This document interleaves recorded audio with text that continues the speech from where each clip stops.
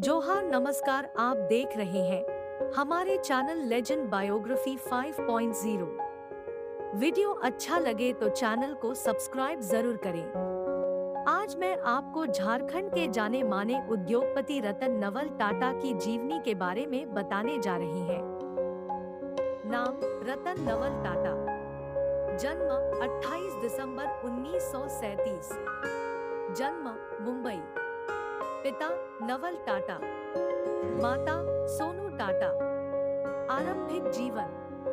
रतन टाटा नवल टाटा के पुत्र थे, जिसे नवाजबाई टाटा ने अपने पति की मृत्यु के बाद गोद ले लिया था। रतन टाटा के माता-पिता नवल और सोनू 1940 के मध्य में अलग हुए।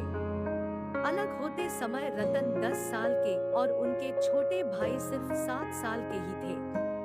उन्हें और उनके छोटे भाई दोनों को उनकी बड़ी मां नवाईबाई टाटा ने बड़ा किया था। कैंपियन स्कूल मुंबई से ही रतन टाटा ने स्कूल जाना शुरू किया और कैथेड्रल में ही अपनी माध्यमिक शिक्षा प्राप्त की और जॉन केनॉन स्कूल में दाखिल हुए। वहीं वास्तुकला में उन्होंने अपनी B.Sc की शिक्षा पूरी की। साथ ही कॉर्नेल यूनिवर्सिटी से 1962 में संचारात्मक इंजीनियरिंग और 1975 में हार्वर्ड बिजनेस स्कूल से एडवांस मैनेजमेंट प्रोग्राम का अभ्यास किया। टाटा अल्फा सिग्मा फाई बंधुत्वता के सदस्य भी है। रतन टाटा का ऐसा मानना है कि परोपकारियों को अलग नजरिए से देखा जाना चाहिए। पहले परोपकारी अपनी संस्थाओं और अस्पतालों का विकास करते थे, जबकि अब उन्हें देश का विकास करने की जरूरत है। सन 1887 में टाटा एंड सन्स की स्थापना करने वाले जमशेदजी नुसैरवानजी के बड़े बेटे सर दोराबजी टाटा सन 1904 में अपने पिता के निधन के बाद कंपनी की कमान संभाली, लेकिन 1932 में वो भी परलोक सिधार गए। लेकिन उस समय कंपनी को संभालने वाला कोई नहीं था, क्योंकि सर दोराबजी टाटा की कोई संतान नहीं थी।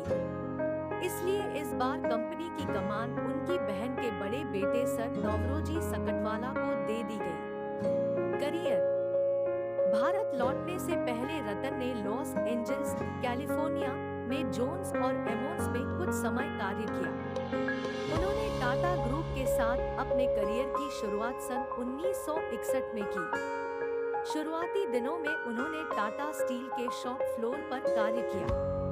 इसके बाद वे टाटा ग्रुप के और कंपनियों के साथ जुड़े।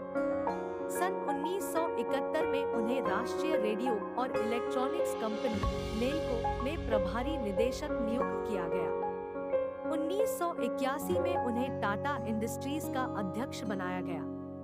सन 1991 में जमशेद जी टाटा ने ग्रुप के अध्यक्ष पद को छोड़ दिया और रतन टाटा को अपना उत्तराधिकारी बनाया।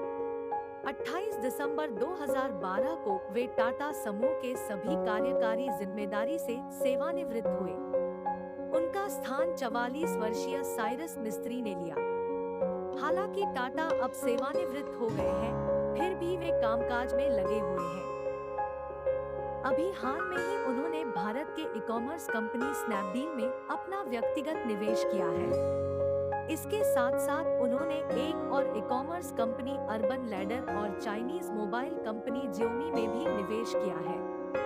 रतन टाटा ने अपने करियर की शुरुआत टाटा ग्रुप के साथ 1961 में की थी। इसके लिए सबसे पहले उनको जमशेदपुर के टाटा स्टील प्लांट में भेजा गया, जहां के कारीगरों के साथ मिलकर उन्होंने काम की बारीकियां सीखी थी। 1971 में वो उन दिनों वित्तीय संकट से जूझ रही नेल्को कंपनी के डायरेक्टर बने।